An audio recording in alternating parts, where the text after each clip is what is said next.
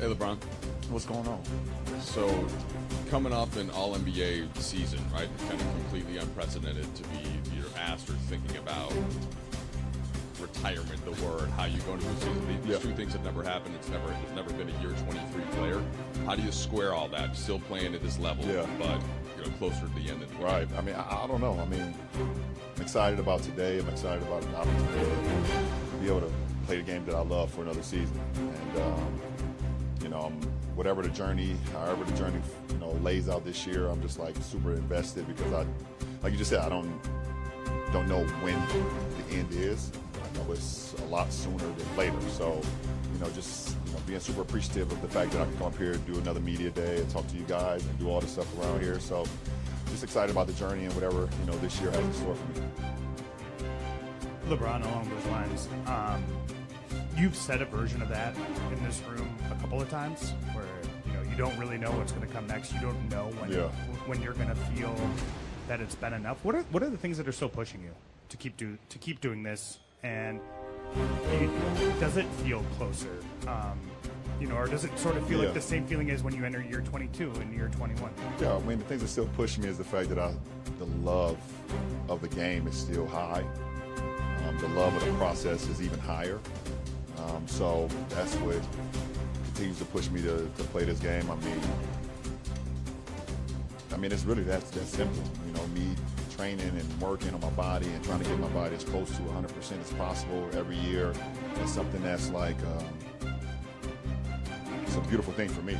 And just continue to challenge and see how well I can, push myself to, play the game at a high level, recover at a high level, be able to sleep better, mentally prepare, try to stay sharp throughout the course of a long season, and just like the roller coaster of an NBA season, that's all like gratifying to me, no matter the good, the bad, the ugly. Like I love that process. So I think it's a bigger, so much that goes into it, more than just picking up a basketball and shooting it at the rim.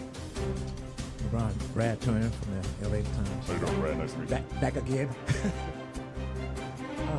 How much does having a young partner like Luka weigh in your decision in your future going forward? Say it again? How much does having a young partner like Luka, a savant basketball player, how much will that weigh into your decision as you go forward with this season? As far as how long I go in my career? How long you been in your career? Nah, zero. The motivation to be able to play alongside him every night, that's super motivating. That's what I'm going to train my body for. Every night that I go out there and try to be the best player I can for him, and we're gonna bounce that off one another. But as far as me weighing in on him and some of my other teammates of how far I go in my career now, it would be literally my decision along with my wife, and two of my boys are already gone. Well, shit, one of them is somewhere around here. Yeah, Bryce is down there in Tucson, so he's out the house. So it'll be a decision between me and my wife and my daughter. Like, that's not even. It won't be, hey, having a meeting with my teammates. It won't be that.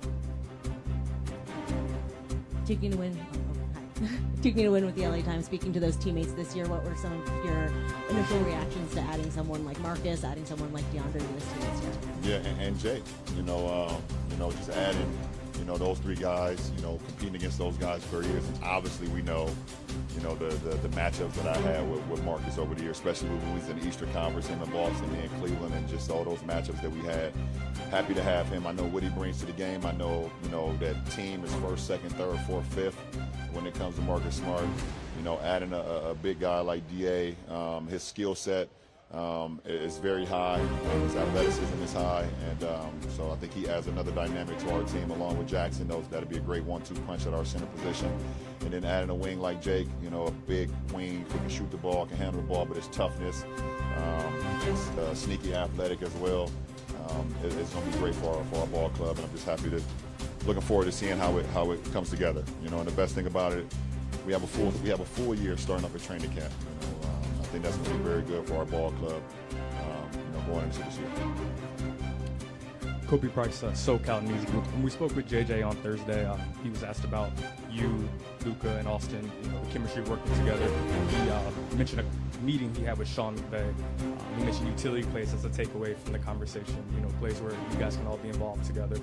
What can a preseason and training camp do for the chemistry for you guys, and where's the excitement level of you guys, I guess, furthering that chemistry, furthering development? I just think it's about time. The more and more time that we're together, the better we're going to be. And I think just having it start from day one.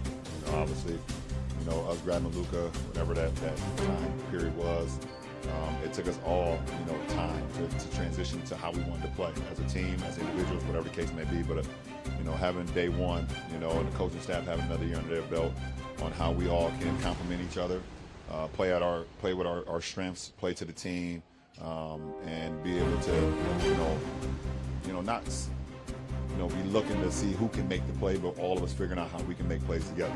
And I think it's going to be beneficial to us having that chemistry from day one, which we will have because of how we were able to finish the season off last year. LeBron over here, Jim Hill, KCAL 9 News, to your right.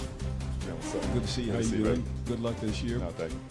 Where and how did you develop the passion that you have? And you mentioned that word before several times. Yeah. Where and how did you develop a passion that you have for this game? Well, it started when I was super duper young, and it literally got me out of the situation I was in, meaning like sports has done so much for all of us, obviously, but I can speak to me as an 8-year-old kid to be put into sports and get out of the inner city and get out of the ghetto at the time.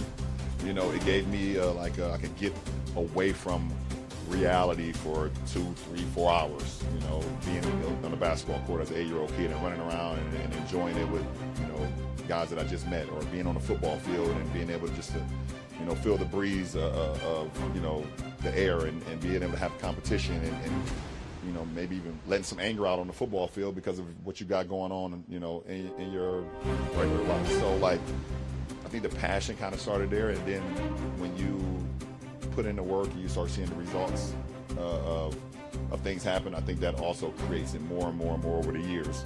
I think it just stuck with me.